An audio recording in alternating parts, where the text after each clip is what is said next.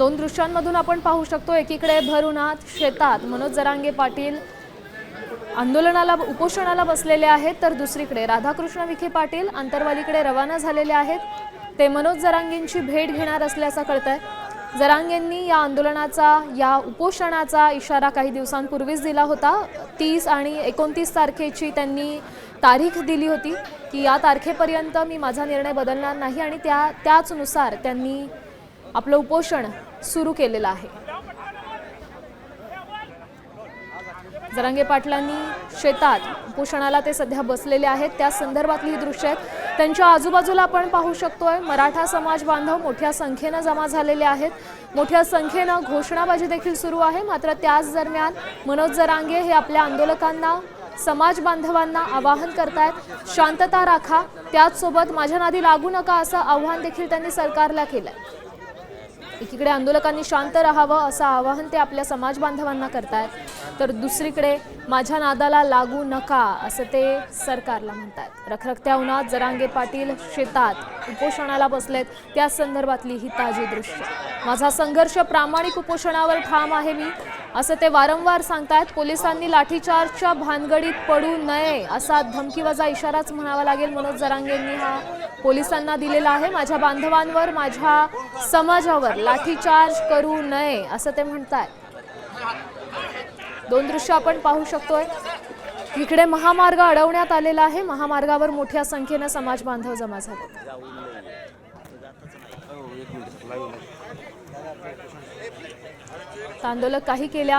आंदोलन हे काही केल्या बंद होणार नाही असं मनोज जरांगे पाटलांनी पुन्हा एकदा सांगितलेलं आहे। सध्या ते शेतात उपोषणाकरता बसलेले आहेत। ही दोन दृश्य आपण पाहू शकतोय, एकीकडे मनोज जरांगे उपोषणाला बसलेत, तर दुसरीकडे महामार्गावर आंदोलक हातात झेंडे घेऊन मोठ्या संख्येने जमा व्हायला सुरू झालेले आहेत। महामार्ग अडवण्यात आलेला आहे। एकीकडे माझ्या नादी लागू नका असं मनोज जरांगे यांनी इशारा दिलेला आहे। आंदोलकांनी शांत राहावं असं आवाहन देखील त्यांनी आपल्या समाज बांधवांना केल्याचं दिसतंय। तर दुसरीकडे राधाकृष्ण विखे पाटील हे मनोज जरांगेंच्या भेटीकरता रवाना झालेले आहेत। अंतरवली सराटीच्या दिशेने ते रवाना झाले। जरांगे पाटील यांची ताजी दृश्य तुम्ही साम टीव्हीच्या माध्यमातून सध्या पाहताय। भर उन्हात मनोज जरांगे उपोषणाला बसलेत, आंदोलन काही केल्या बंद होणार नाही असं त्यांनी ठामपणे सांगितलेलं आहे। आपली भूमिका त्यांनी गेल्या अनेक दिवसांपासून मांडायला सुरुवात केली होती। 30 तारीख त्यांनी दिलीच होती आणि त्यानुसार त्यांनी आंदोलनाला सुरुवात केली आहे।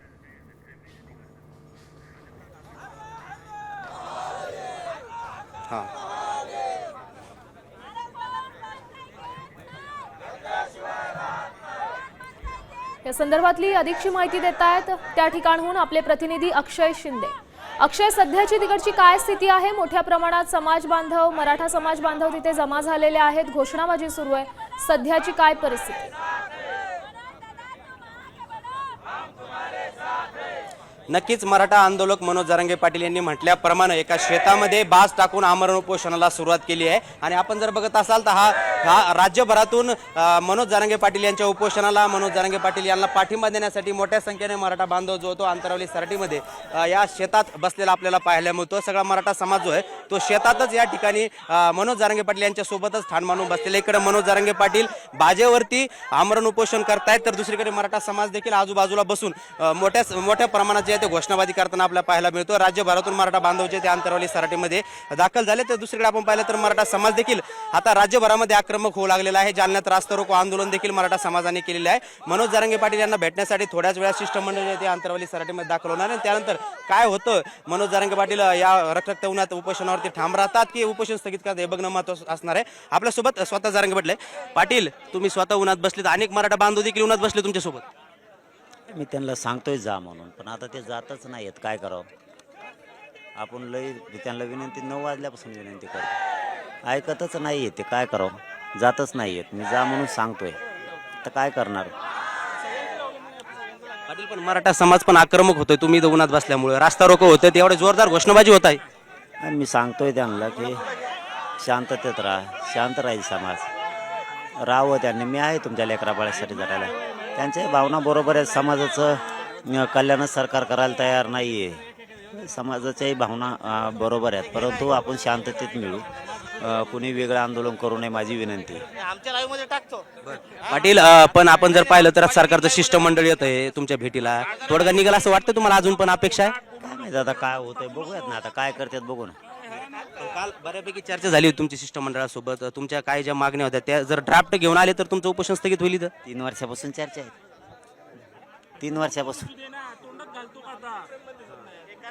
पाटील अशा पद्धती उन्हात उपोषण करणं योग्य नाही असं सगळ्यांचं म्हणणं आहे. एवढ्या उन्हात जर उपोषण केलं तर जीवितच धोका होऊ शकतो असं. लेकराचाच उन्हाळा झालाय आमच्या समाजाच्या सगळ्यांना. काय विचार करायचा, जीवाचा आणि ठेवाचा, सगळं समाजाचं देवावर राहून बसलं. पाटील पण आकडेवारीमध्ये काही गैरसमज होतोय का? कारण काल तुम्ही अगोदर असं म्हणाला होतात की 308 प्रमाणपत्र हैदराबाद गॅझेटनुसार निघाले. काल विखे पाटील म्हणतात की 61,000 निघालेत. हाच तुमचा गैरसमज आहे सरकारसोबत? काय त्यांचं आता करतो, आता आम्ही नीट करतो, समाज आम्ही नीट करतो सगळं आता.